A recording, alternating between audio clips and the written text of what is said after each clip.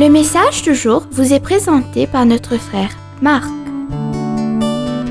Salut, chers bien-aimés de notre Père Céleste. Nous continuons aujourd'hui sur la loi de l'amour. La loi de l'amour est une force naturelle qui s'applique à l'homme.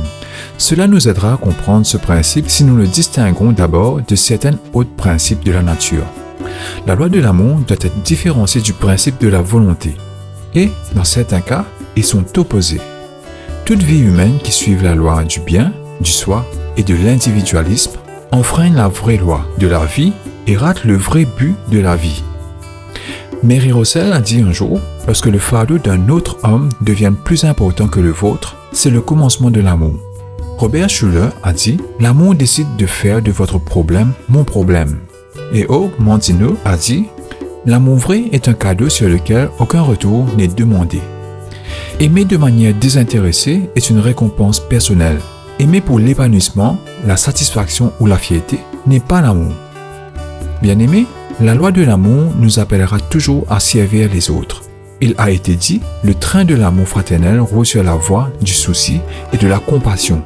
Par conséquent, la preuve de l'amour est dans ce que nous faisons et non dans ce que nous disons. La loi de l'amour est aussi à différencier du principe de connaissance. Bien-aimés, la connaissance n'est pas un fait primordial de la vie et ne peut jamais devenir une loi ultime. Paul a dit à l'église de Corinthe, dans le 13e chapitre de sa première lettre, que la connaissance s'évanouira, mais l'amour n'échouera jamais, ou l'amour n'a jamais de fin, dans 1 Corinthiens chapitre 13, verset 18. Enfin, la loi de l'amour est totalement opposée à l'esprit de peur. La peur n'est pas naturelle à l'homme, bien que la plupart d'entre nous aient du mal à croire que cela soit vrai. La peur n'est venue à l'homme que lorsqu'il est tenté par la connaissance. L'homme a transgressé l'obéissance de l'amour. Et ayant transgressé, il s'est caché de la présence de Dieu. Et Adam nous représente tous. Nous nous cachons de Dieu parce que nous avons péché. Bien-aimés, lorsque nous nous agenouillons au pied de la croix, et nous sentons que, parce que Dieu nous aime, nous devons aimer Dieu, nous réapprenons la loi de vie, la loi d'être. Tu aimeras le Seigneur ton Dieu de tout ton cœur, de toute ton âme et de toute ta pensée. Dieu vous a créé pour l'aimer, pour avoir une communion avec lui. Et dans cette communion parfaite, la loi de Dieu n'est pas brisée. Et cette loi est que de tout votre cœur, de tout votre être, de tous les pouvoirs que vous avez, vous aimez Dieu.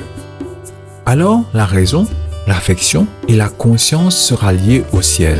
Et l'idée et l'imagination et tous les pouvoirs de l'esprit et de l'âme liés au ciel par le principe éternel de l'amour. Bien-aimés, ce n'est pas merveilleux si nous pouvons voir la loi de l'amour sous cet angle? Je laisse cela à votre réflexion et à votre raisonnement. Demain, nous examinerons la loi de l'amour de Dieu. Dieu vous bénisse tous mes chers. Vivez toujours dans l'amour, la grâce et la présence de Dieu. Profitez de votre journée en lui. À demain. Au revoir.